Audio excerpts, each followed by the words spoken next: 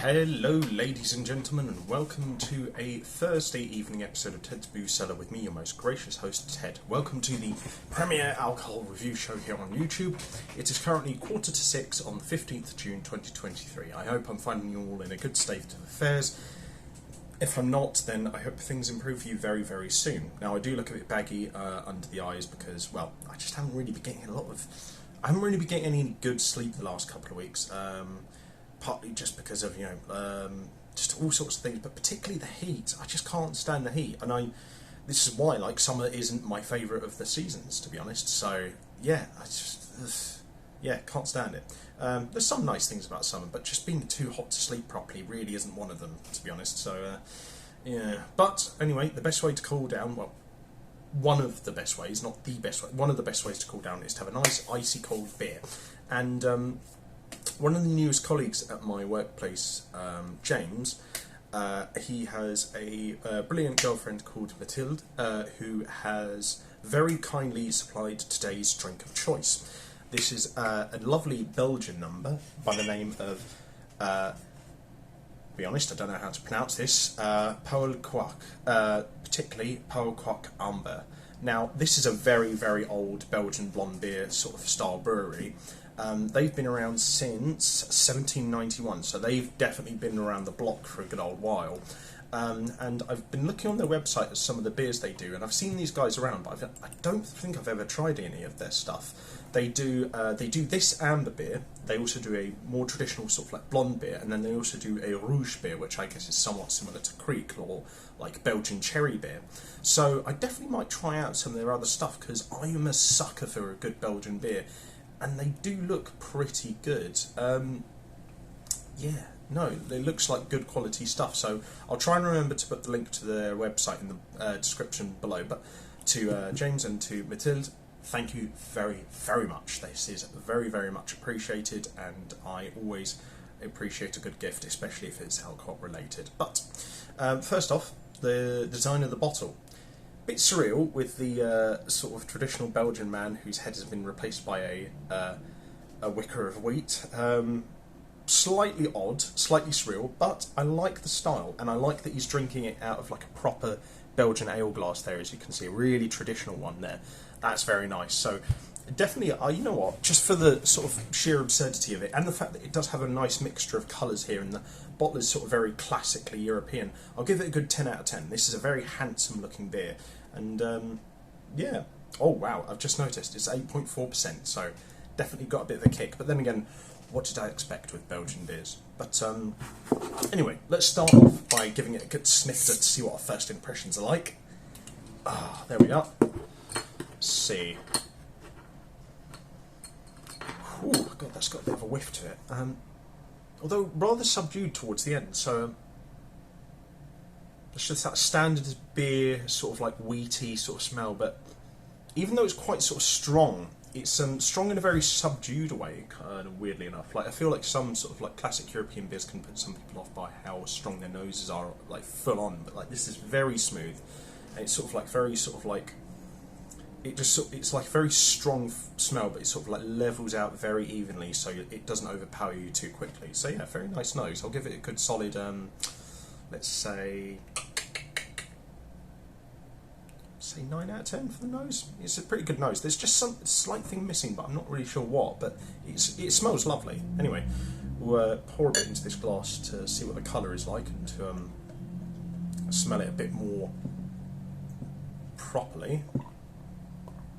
And I'm, of course, considering it's a Belgian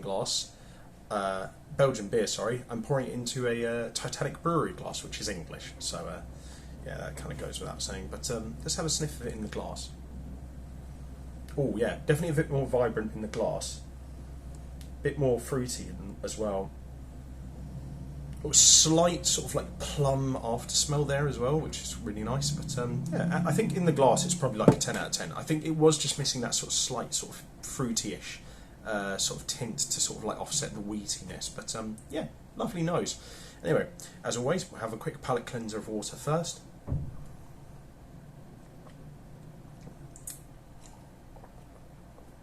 And then on to the most important part of the video, which is to see what this sucker tastes like. So, for everyone at home, especially James and Mathilde, thank you very much, and to everyone else, and those included, bottoms up, and I hope you have a wonderful weekend and try not to melt in this heat.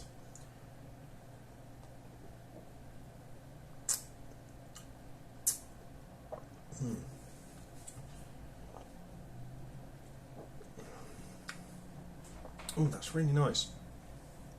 So, I'm kind of sort of getting that underlying sort of richness that you would with like a Trappist beer, but none of like the harshness, because I like Trappist beers, like proper like dark Belgian ales, but I do get the impression that some people don't like them because, to be fair, they are very, very strong beers with like quite strong flavours and profiles, which I can imagine does turn people off a little bit, but I like them. However, what's quite good is it has the underlying flavour of like a Trappist beer without any of that harshness, so that's really nice. It's very, very smooth. And then the sort of like main through line is really funny. It kind of almost feels like a cross between like a Belgian blonde beer and like a British red ale, but sort of like with none of like the harshness of the British red ale and like very little of like that sort of like haziness of like a Belgian blonde beer. It sort of like feels like it sort of like takes three distinct types of beers and then sort of melds them together in a way that sort of like does away with all like the aspects that sort of might turn people off. Those are aspects that I don't necessarily have a problem with myself, but I imagine if you did mix them together, they probably would create something that doesn't really necessarily work. So I'm interested to see that they've kind of managed to interpret different styles and flavours of like beer in here into something that's very smooth and kind of combines a bunch of different flavours together really well. Yeah, this is really nice. It sort of feels like, yeah, it feels like it's got the texture of a British like amber ale, but like it tastes like a Belgian blonde ale crossed with like a Belgian light Trappist beer. So yeah, really good stuff. I really like this. Bit biscuity, a little bit plummy towards the end. Very smooth texture that's only very slightly bit hoppy, but in a sort of very much sort of smooth way where it doesn't sort of overpower any of the other flavours or textures at all. Yeah, really, really good stuff. I really like this.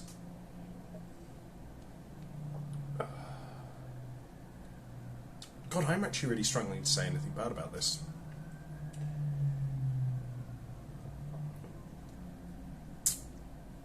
Oh yeah, it's even a bit caramelly as well. Yeah, 10. That is a 10 out of 10. That is superb. Really, really good stuff. Honestly, I wasn't really as I get older and make more and more Ted's Booze Cellars, I try to expect less so I don't like let myself down as much. But honestly, yeah, that is a solid 10 out of 10. I really, really enjoy this. Honestly, fantastic. Really, really good stuff. So yeah, to Mathilde and James, again, just thank you. Like, I think this is only like the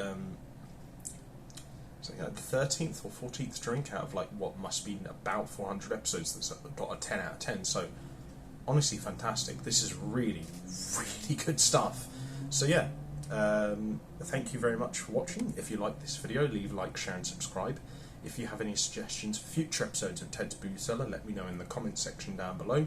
And if you want to check out my other social medias, I'll try and remember to leave them in the video description below before I get too drunk.